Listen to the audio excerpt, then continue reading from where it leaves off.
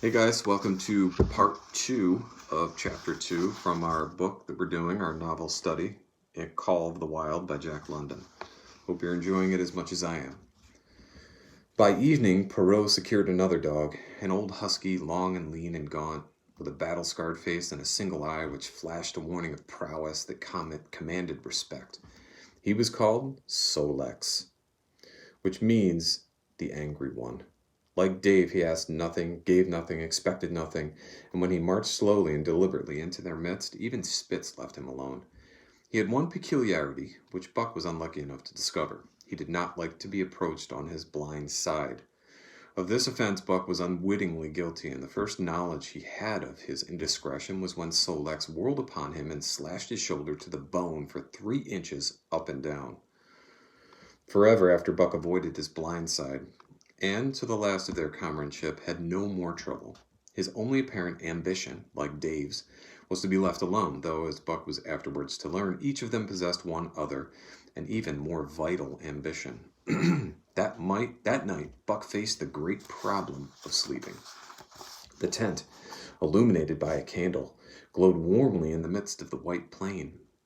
And when he, as a matter of course, entered it, both Perrault and Francois bombarded him with curses and cooking utensils, till he recovered from his consternation and fled ignominiously into the outer cold. A chill wind was blowing that nipped him sharply and bit with a special venom into his wounded shoulder. He lay down on the snow and attempted to sleep, but the frost soon drove him shivering to his feet. Miserable and disconsolate, he wandered about among the many tents, only to find that one place was as cold as another. Here and there savage dogs rushed upon him, but he bristled his neck hair and snarled, for he was learning fast, and they let him go his way unmolested. Finally, an idea came to him. He would return and see how his own teammates were making out. To his astonishment, they had disappeared. Again, he wandered about through the great camp looking for them, and again he returned. Were they in the tent? No, that could not be, else he would not have been driven out. Then where could they possibly be? With drooping tail and shivering body, very forlorn indeed, he aimlessly circled the tent. Suddenly the snow gave way beneath his forelegs, and he sank down. Something wriggled under his feet. He sprang back, bristling and snarling, fearful of the unseen and unknown. But a friendly little yelp reassured him, and he went back to investigate. A whiff of warm air ascended to his nostrils, and there, curled up under the snow in a snug ball, lay Billy. He whined placatingly, squirmed and wriggled to show his good will and intentions, and even ventured, as a bribe for peace, to lick Buck's face with his tongue. Another lesson. So that was the way they did it, huh? Buck confidently selected a spot, and with much fuss and waste effort proceeded to dig a hole for himself. In a trice, the heat from his body filled the confined space, and he was asleep. The day had been long and arduous, and he slept soundly and comfortably, though he growled and barked and wrestled with bad dreams. Nor did he open his eyes till roused by the noises of the waking camp. At first he did not know where he was. It had snowed during the night, and he was completely buried. The snow walls pressed on every side, and a great surge of fear swept through him, the fear of the wild thing for the trap. It was a token that he was harking back through his own life to the lives of his forebears. For he was a civilized dog, an unduly civilized dog, and of his own experiences knew no trap, and so could not of himself fear it. The muscles of his whole body contracted spasmodically, and instinctively the hair on his neck and shoulders stood on end, and with a ferocious snarl he bounded straight up into the blinding day, the snow flying about him in a flashing cloud. Before he landed on his feet, he saw the white camp spread out before him, and knew where he was, and remembered all that had passed from the time he went for a stroll with Manuel to the hole he had dug for himself the night before. A shout from Francois hailed his appearance. "What I say?" the dog driver cried to Perrault. "Dat Buck for sure learn quick as anything." Perrault nodded gravely. As a courier for the Canadian government, bearing important dispatches, he was anxious to secure the best dogs, and he was particularly gladdened by the possession of Buck.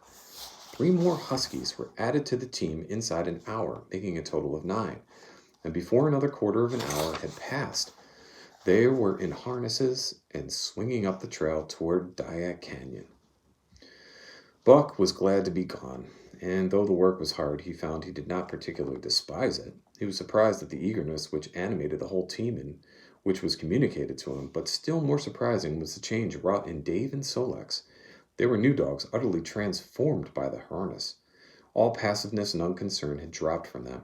They were alert and active, anxious that the work would go well, and fiercely irritable with whatever, by delay or confusion, retarded that work. The toil of the traces seemed the supreme expression of their being, and all that they lived for, and the only thing in which they took delight. Dave was wheeler or sled dog. Pulling in front of him was Buck. Then came Sol-leks. The rest of the team was strung out ahead, single file to the leader, which position was filled by Spitz. Buck had been purposely placed between Dave and Sol-leks so that he might receive instructions. Apt scholar that he was, they were equally apt teachers, never allowing him to linger long in error and enforcing their teaching with their sharp teeth. Dave was fair and very wise. He never nipped Buck without cause, and he never failed to nip him when he stood in need of it. As Francois' whip backed him up, Buck found it to be cheaper and mend his ways than to retaliate. Once during a brief halt, when he had got tangled in the traces and delayed the start, both Dave and Sol-leks flew at him and administered a sound trouncing.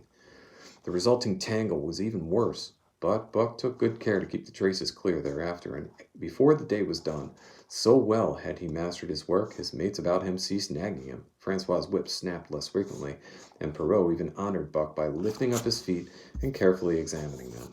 It was a hard day's run up the canyon, through sheep camp, past the scales and the timberline, across glaciers and snowdrifts, hundreds of feet deep, and over the great Chilkoot Divide, which stands between the salt water and the fresh and guards forbiddingly the sad and lonely north.